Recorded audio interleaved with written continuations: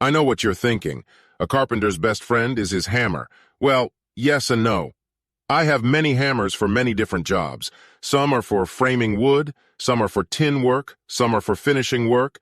There are a few with a manual pneumatic pump, some work with compressed air, some are battery-powered, and so on. I also have a bunch of saws, crosscut, slitting, trimming, coping, electric, etc. But here's the thing.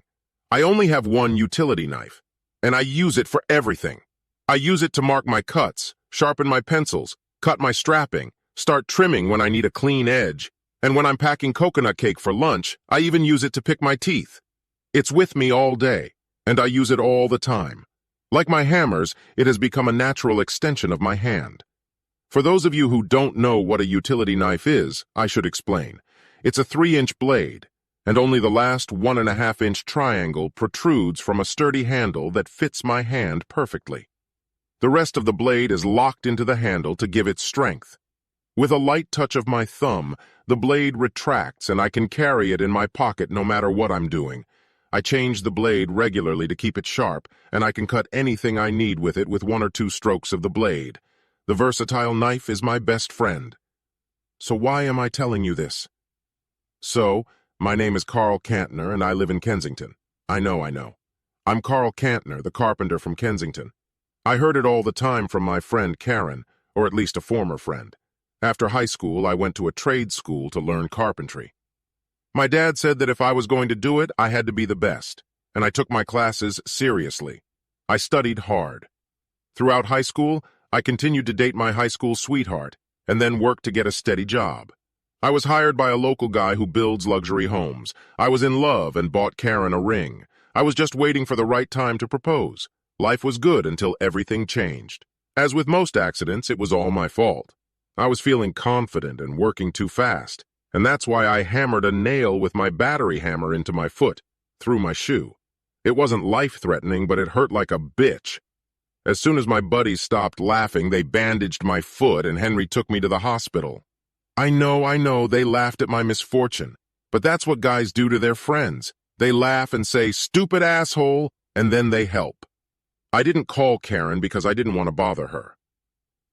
Eventually, Henry drove me home to our apartment, and with a bottle of painkiller to keep me company. Limping, I entered the house. It took me about 10 seconds before I heard the sound that broke my heart. I know it's cliché, but I heard Karen moaning from our bedroom and froze. Then I heard him grunt and rage in a red-hot rage. Anyone who saw me might have thought I looked ridiculous as I limped down the hallway to our bedroom. With each step, the pain got worse, and with each shot of pain, my anger grew. I opened the door, and there she was in front of me, that hairy white ass going up and down.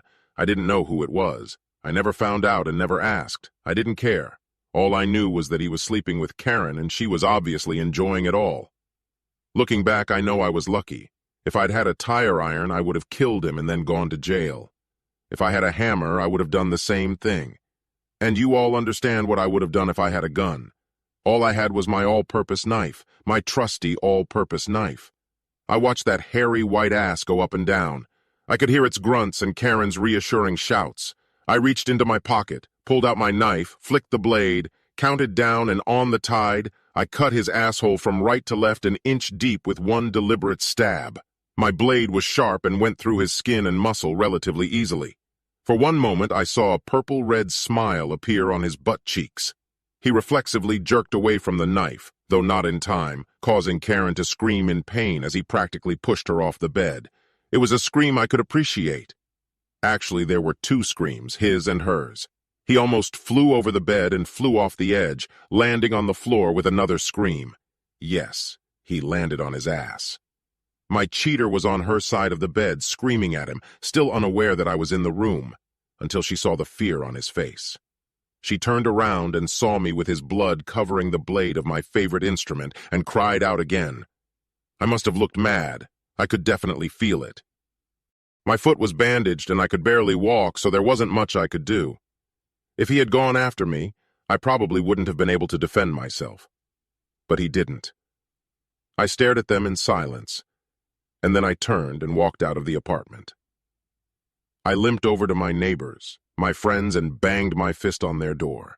They later confessed that they saw me at the door with rage in my eyes and a bloody knife in my hand, and it was more than alarming to them.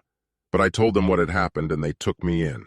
They got to my house in time to see Karen's buddy running out the front door, holding a towel to his ass. Blood was soaking his pants. They said Karen was hysterical. It wasn't that ha-ha tantrum, but more of a oh my God, oh my God, oh my God type tantrum. I thought I was going to be very soon, but my friends who came back from Karen's apartment said, "It's good for Karen that you were able to save her from that rapist." "Oh, he wasn't." We said, "It's good for Karen that you were able to save her from this rapist, you know? It's good to have loyal friends." The cops did arrive very soon. My friends and our neighbors said they saw Karen's rapist running from the house just before I came to their door. I said the same thing and added that I went next door to get help for Karen. I may not get the Boyfriend of the Year award for leaving her home after I chased her rapist away. We all understood that. But I was in shock over my leg injury and then went in to find my friend who had been sorry, I just had to say it, and I moved on.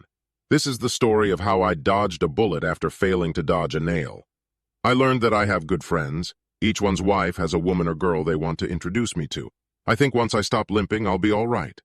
I'm sorry, I know it's not such a big story. For weeks I've had this mental image of taking my all-purpose knife and, with one stroke, deeply cutting through the up-and-down asshole that so badly needed a sharp blade. It's hard to imagine a more humiliating way to get revenge that wasn't fatal. It felt good to get it out of my life.